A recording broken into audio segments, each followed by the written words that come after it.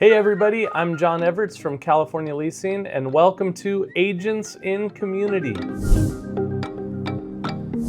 I am here with my new friend, Christina Dronen. How are you? I'm doing all right. How about you? I'm doing great. Yeah. Christina is the Executive Director for a fantastic nonprofit in Santa Clarita called Finally Family Homes. You've probably heard the name. I had heard the name before I met Christina.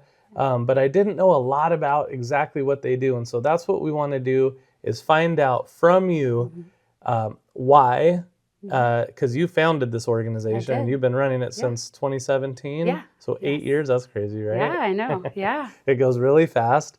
So not only why, but also what you guys do, and then what are kind of the ongoing needs that if somebody's watching this and they want to get involved either in a passive or an active way, like what does that look like? So let's start with what happened. Why did you wake up one day and go, I am going to do the amazingly difficult job of founding and running a nonprofit? Yeah. Probably, honestly, I didn't understand how hard it is. I don't think anybody does. I probably wouldn't have jumped into it, but that's how it's meant to be. Yeah, I mean, it's a series of events. I myself, as a young adult, found myself needing a place to stay and didn't feel like I could stay with my own family. So people took me in. Okay, so there's some personal church, connection here. Yeah. And they helped me in that time when I was like trying to figure out what's next. I just wasn't sure where I was headed in life. They said, just come hang out with us. You can stay with us.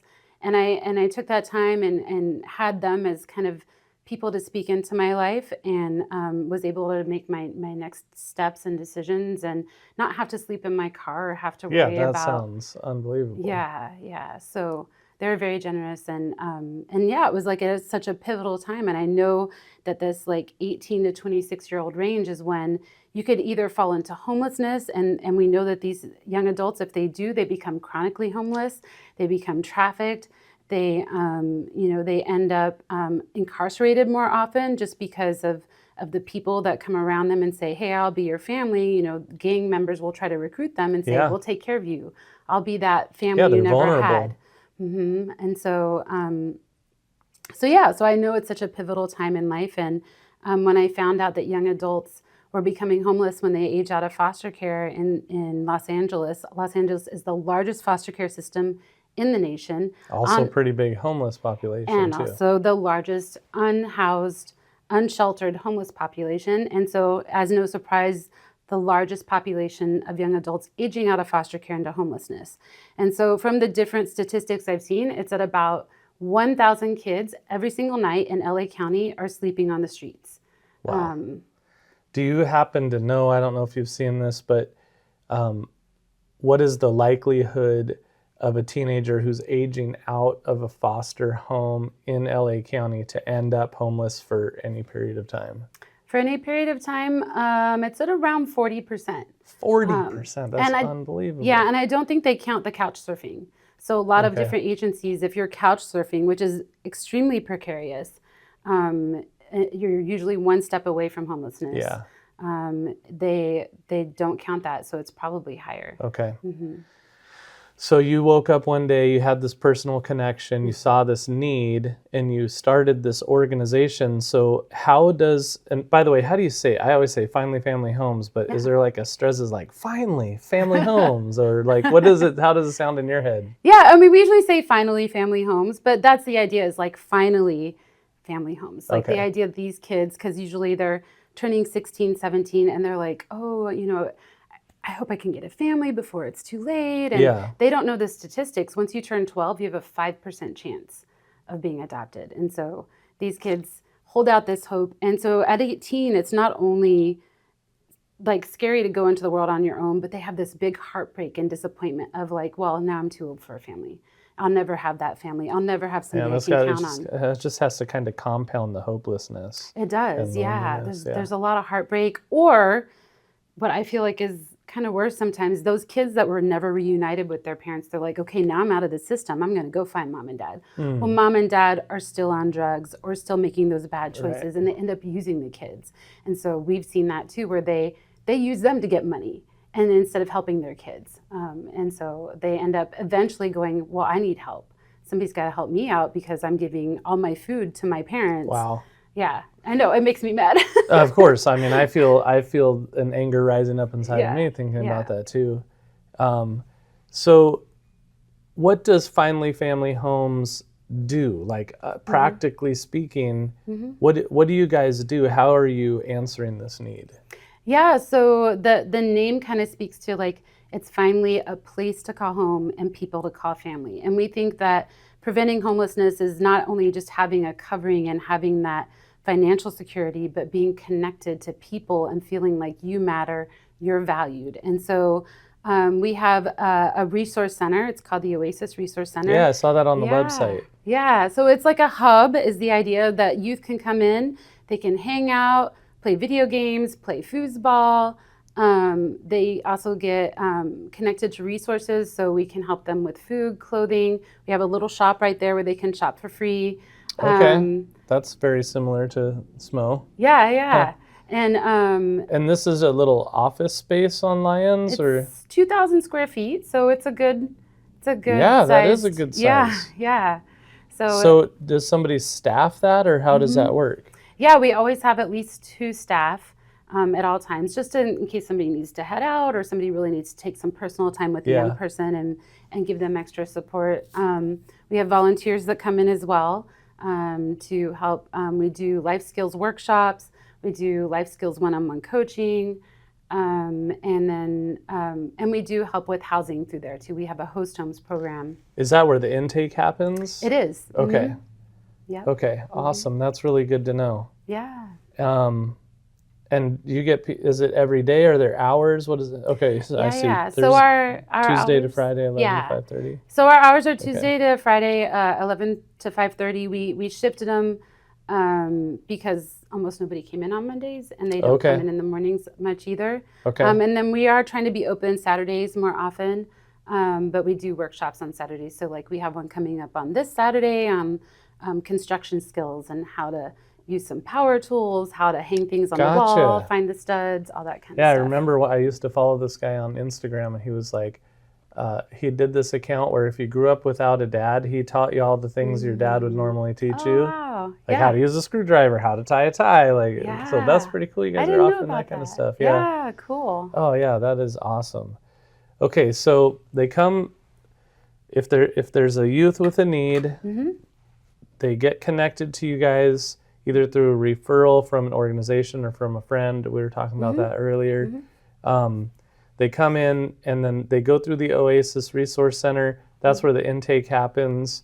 And then what does it look like if somebody needs, so not everybody that comes through there needs a place to live? Correct, yeah. So what does it look like if they do need a place to live? What happens? Yeah, so it depends on what they are looking for. We do have rental assistance, so we can help like pay the rent, pay bills, things like that. If they just need like to get by a month.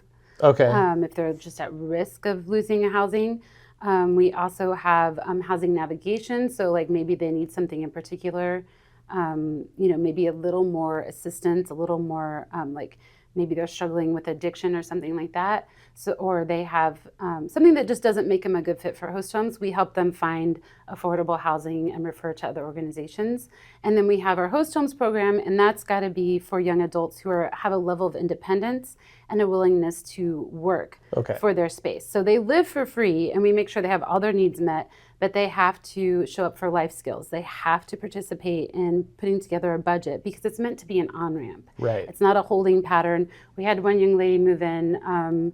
She's really sweet, but she came from another transitional home for foster youth, and she was like, man, they just let me sit in my room and smoke pot all day. Why are you giving me? Why do you want me to do anything? All of a sudden, I have to have some responsibilities. And I'm like, well, that's why you're here, because they didn't help you go anywhere. They just let you sit like they. So ours is it's meant to be an incubation to go out on your own. Awesome. You're meant to save that money that you'd be paying for rent for your first down payment. Awesome. That's why we're like, we need to see your budget. We need to see you showing up. We need to make sure that you're going to school or working or applying, but it's not sit and play video games and go out and party. Yeah. If that's what you want to do, that's That's a not the different right lifestyle. Yeah, that's a different I mean, program. it sounds That's like not kind of a us. nice life, honestly. Yeah, But there's some that's what they hope for, and it's just like, you can do that, but not with us. You can come hang out at the center, you can get whatever you want, Yeah. but for our housing, we have a high standard. Yeah, I mean, I can only imagine that.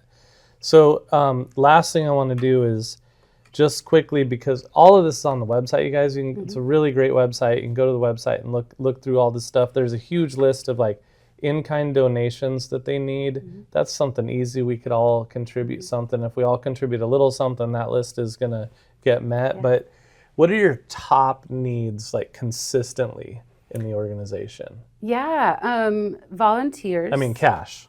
Well, So cash. There's absolutely. a donation button on the website. Yes. Cash is always the thing nonprofits need the most. But what else? Yeah, definitely. We go through the toiletries a lot. So one of the things people don't always realize is when you're on an EBT card, you can't always get things like shampoo and deodorant. And so the youth come to our place to get things like that. So Gotcha. yeah. Okay. So any kind of toiletries, food and snacks, cans of soup are really popular. The youth like that. And how would someone donate that? Should they get in touch with you guys, or just swing by the resource center when it's open and drop it off, or Yeah, they can swing by anytime we're open and bring it in. Yeah.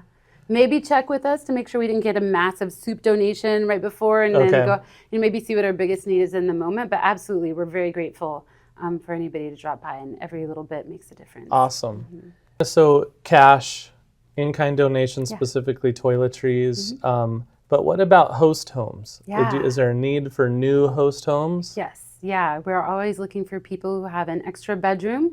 We pay a stipend of $750 a month to help cover costs. Okay. And we just want to stay in touch with the host and make sure that they make it feel like a safe space and not a foster care relationship, because some of our youth are very resistant to that it's giving them the respect and space of a young adult. Because it's 18 to 26, right? It is. So these are the host homes are for adults. I mean, they're young adults, but they're still adults. Yes. So that's a pretty big commitment. If somebody was interested in exploring that option at a low, salesy level, can they get a hold of you guys and kind of pick your brain about what does it look like? Maybe they could talk to a current host home family and find out what's the real level of commitment here.